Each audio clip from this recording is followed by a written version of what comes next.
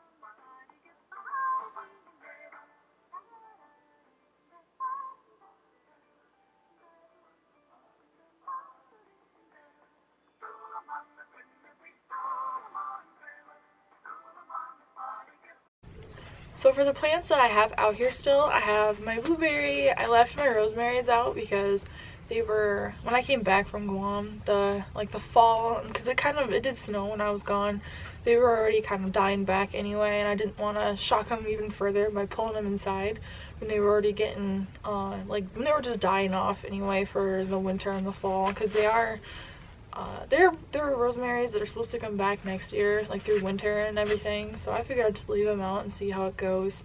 And I also left out one of the last plants I got from the local nursery. I cannot remember what it's called exactly. I will definitely show you what it looks like so that you can see which one it was, and then I'll be able to tell you at that point which one it was. So as you can see, here are my plants that I am leaving out for the winter. Here's my blueberry. It still has some green leaves on it, but I want it to be outside instead of inside so it can go through the process of overwintering. Here's the plant that I couldn't quite remember the name of, but I'm going to leave it out here too and see how it does coming back next year.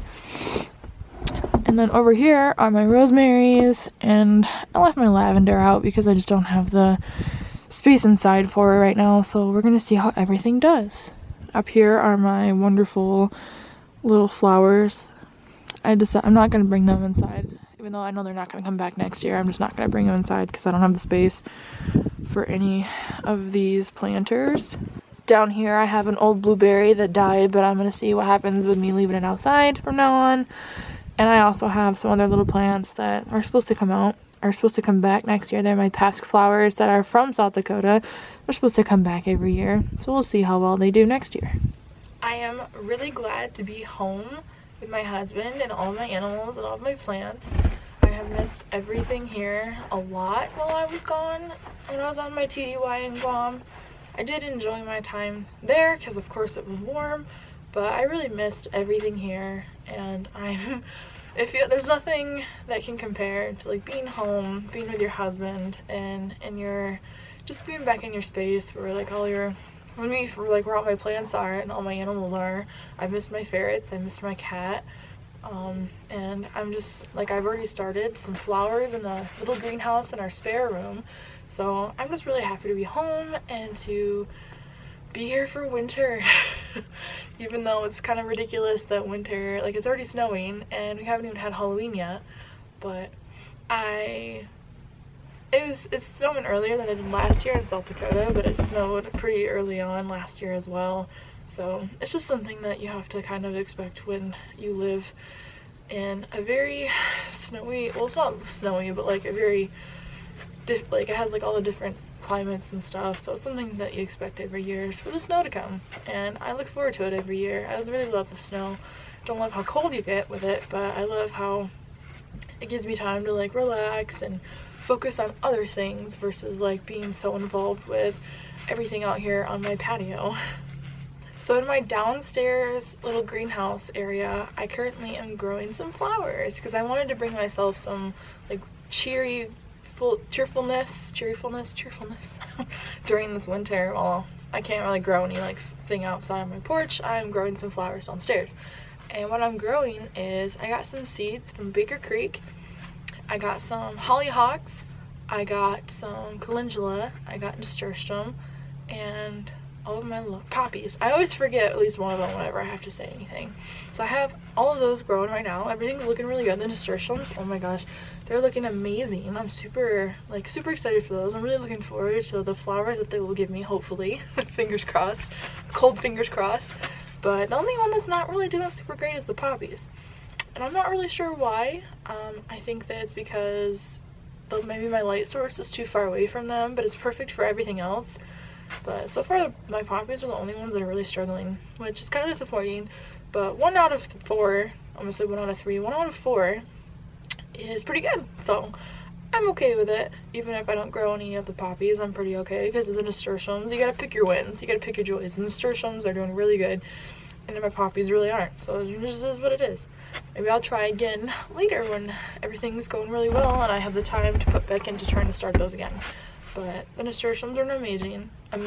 Oh my gosh, words. My calendula is doing really good. The hollyhocks are kind of struggling, which I'm disappointed about because I was really excited to see how those would turn out. They're alive still. They're just not at the level of nasturtiums like my nasturtiums are at, which I guess I shouldn't be comparing because they are different flowers. But it just got me really pumped when I saw how good the nasturtiums were doing, and everything else is kind of just not doing as great.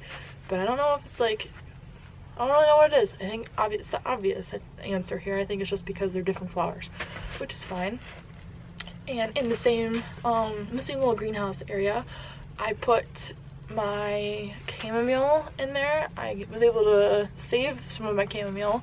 Most of the chamomile was dead by the time I got home, but before I left, I had pulled off some of the flowers and like crinkled them up over the soil, and they're growing. When the little seeds, I guess when I scatter and everything from the chamomile actual flower, it is producing more chamomile for me to be able to grow, which is actually really exciting because I've never grown chamomile from seed like that before. It's really slow, but I mean it's growing, so I take that as a win.